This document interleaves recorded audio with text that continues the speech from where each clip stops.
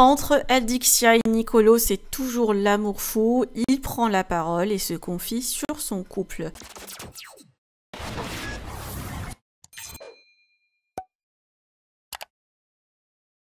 Malgré la distance, le couple continue de vivre une relation idyllique faite de complicité, de confiance et de projets à deux. Nicolo est récemment rentré chez lui à Milan pour quelques jours seulement avant de repartir très vite rejoindre sa chérie, soit en Belgique ou en France.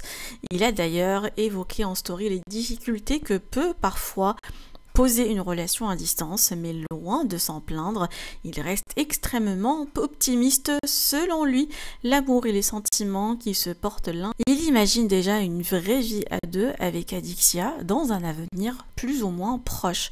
Pas immédiatement, Adixia ne peut pas quitter la Belgique pour le moment pour des raisons personnelles et Nicolo est lui très attaché à son Italie natale, mais il en est convaincu, Adixia est la femme de sa vie.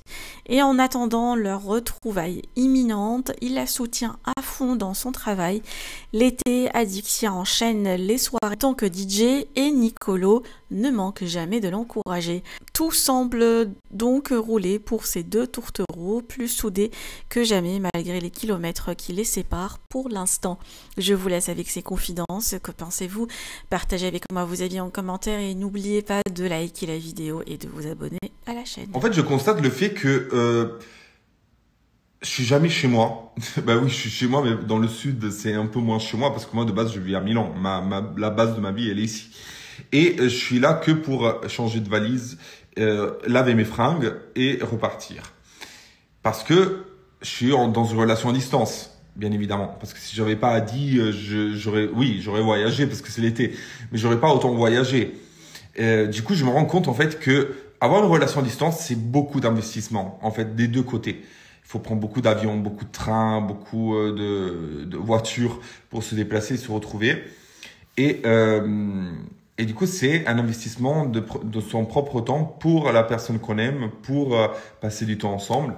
Et même si c'est fatigant, parce que être tout le temps en voyage, jamais être chez soi, c'est fatigant.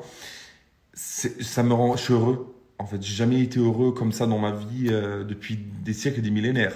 Alors, je suis arrivé, je viens de me poser chez moi à Milan. Je suis parti très tôt ce matin du sud de la France où j'ai une maison.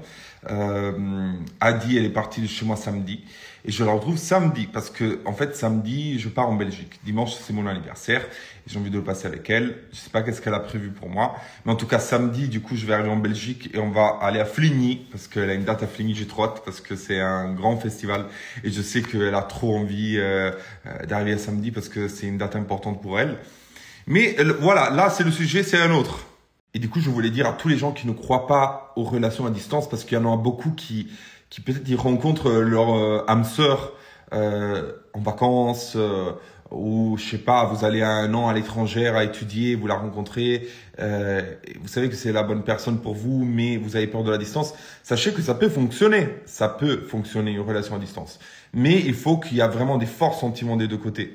Il faut que des deux côtés, il y a l'envie vraiment de se voir. Ça peut pas marcher à sens unique. Et moi, je l'ai vécu dans mon passé, quand c'était tout en moi qui se déplaçait et pas l'inverse.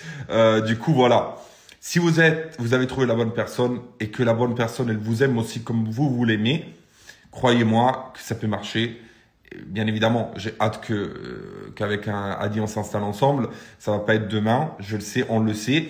Mais en attendant, on gère. Et sur ça, je suis très content.